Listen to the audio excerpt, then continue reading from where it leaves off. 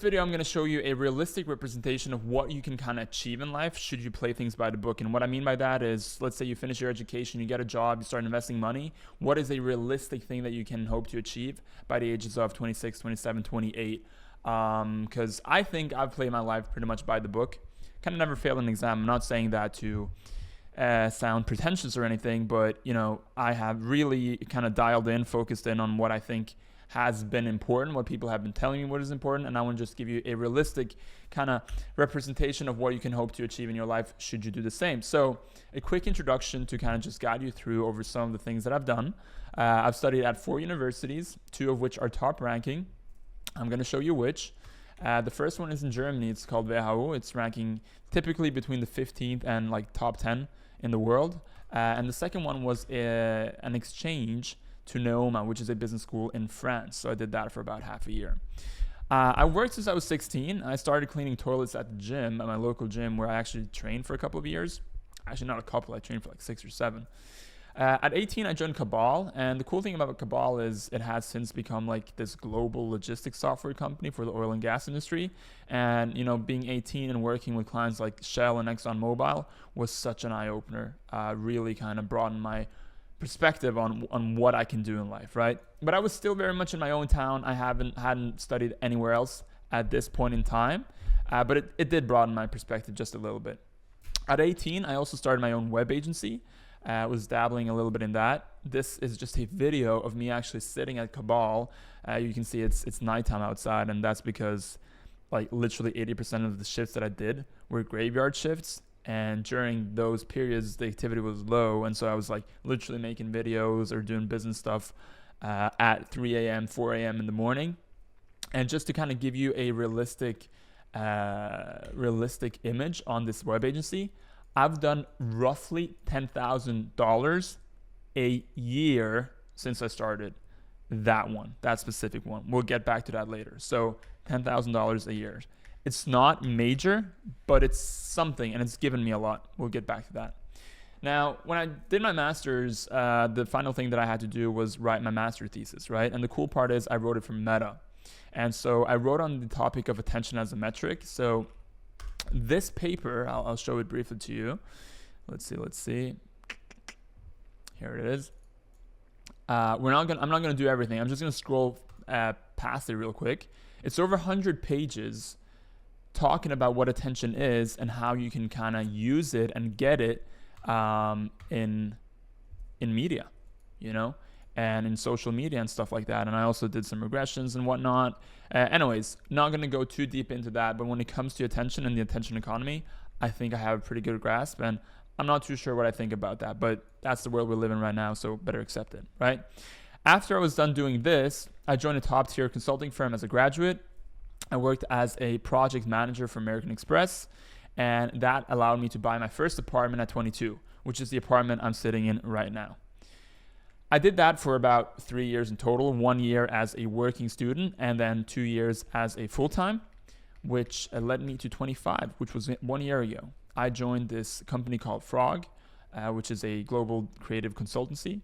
And since then, it's been a year. I worked with major brands on design and strategy, and I've become a senior consultant. I mean, I joined as a senior consultant, and prematurely, I would say, but I've kind of grown into it. In addition to that, we're not going to talk too much about this in this video, but there's another web agency called Axmo, which I have run or am running, and we had a really good run last year, which allowed me to buy my second apartment at 26. Now, that apartment is right next to mine. Actually, you can see mine. I'm sitting in this building right here, and I bought this one. So it's a bigger one. It's more exclusive, yada, yada. It's a good investment. And my plan is to rent out the one I'm living in right now and move out to that one in a couple of years. Anyways, I'm turning 26 next month. Now what is the big question, right? And I want to kind of talk to you a little bit about that. So fair enough. I've done all of this. All is great. I'm in a really good position when it comes to economy and all of that. I'm not a millionaire. I don't feel rich by any stretching of the imagination, but I'm well off. And I know like over time, things are pretty much going to just become easier and easier with the education that I have and whatnot. But I want to kind of take you to the next slide here. There we go. I'm a big metalhead, and so I'm going to quote one of my favorite songs at the moment, and it goes like, I have spent my life chasing things that have only brought me pain. In the end, when I'm dead, hope it was for something. And so what I want to kind of talk to you about that, or when it comes to that, is fair enough. I've kind of done things, you know. I've done a lot when it comes to professional stuff, and I have lived in 4 different countries, and you know, I feel like I've experienced more than the average Joe who's just out partying and whatnot. But at the same time, I have also decided not to pursue some venues which to me might be of interest. And I have not given myself the time to essentially take a step back and take in everything that I've done so far. It's always on to the next thing, you know? I do one milestone and it's not good enough. So I bought the first apartment, now I need the second one. After the second one, I swear to God, my mind is like, okay, how do I get the third one? And there is a time and place where you essentially just got to be like, all right, fuck it, man. Why am I chasing the things that I'm chasing? And are they giving me anything else than perhaps a sense of achievement, which comes from you being insecure, which comes from me being insecure? Or will it only pretty much give you pain, but you feel like you have to do it regardless? It's kind of, it's difficult to explain, but let me take you with me on a small journey, yeah? Jumping on to the next slide. You've seen this guy, right? Robert Greene. And so he has this video, which I've taken a lot of inspiration from. And what he says is, don't get a job at Goldman Sachs at 22. He's basically a graduate, right? Instead, go on an adventure. So what he talks about is use your 20s to go on adventures and get real life experience. And what I mean by real life experience doesn't necessarily mean work experience, although you should prioritize that as well.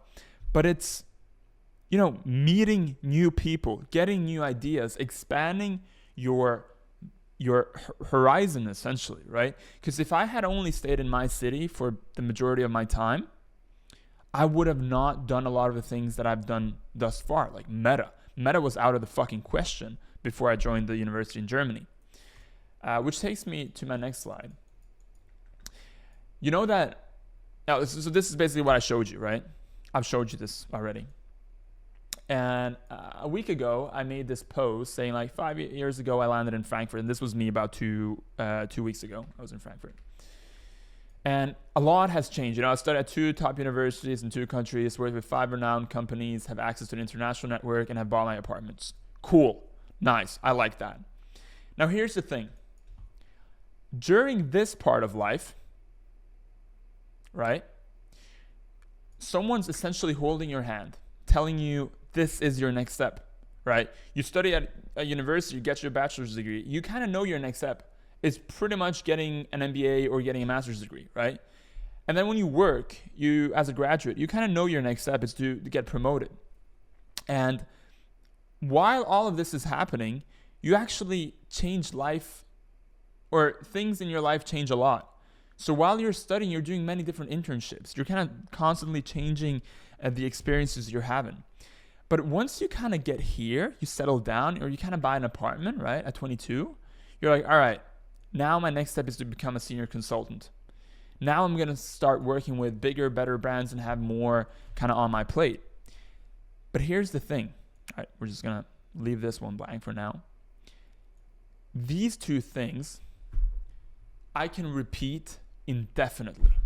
I can literally right now be stuck in my own loop, become comfortable with this part of life, meaning, hey, you know, I know my next step. If I stay in the company I'm working for right now, the next step is to get promoted, which is fine. It's a good life, and that's obviously something I'm aiming to do.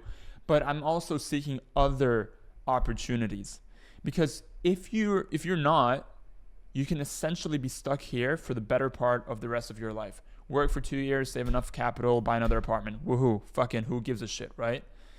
And so essentially what I'm doing and what I have done is I've taken this apartment right now and I've put it out for rent. And the reason I'm doing that is because I've stayed here for 2 years and like life is good, life is comfortable. But I'm not allowing myself the monetary, let's say, breathing room, economic breathing room to do stuff that I really want to do, which is I want to go be a digital nomad. Maybe not all the time, but I want to take 2 weeks in, say, November, go to Italy, be a digital nomad. And when I'm so tied up to things, you no longer own the things, they own you. And so to kind of give you a closing remark on this, you're sitting there, you might be 20, you might be 15, 16, 18, 22, whatever. You might thinking, all right, if I were to lock in and do things by the book, how may my life look like? And like, thank God I've done things correctly. I think life is good, but don't lose yourself in it at the same time. Remember, while you're chasing things, life is happening. And I think I've been stuck in that for some time now, where I have essentially lost myself and lost some kind of purpose, because it feels like at a certain point where you're no longer being handheld through life, and that point will come, you got to figure out what is important for you and why are you chasing the things that you're chasing. And so I'm going to leave you with that, and see you in the next one. Done.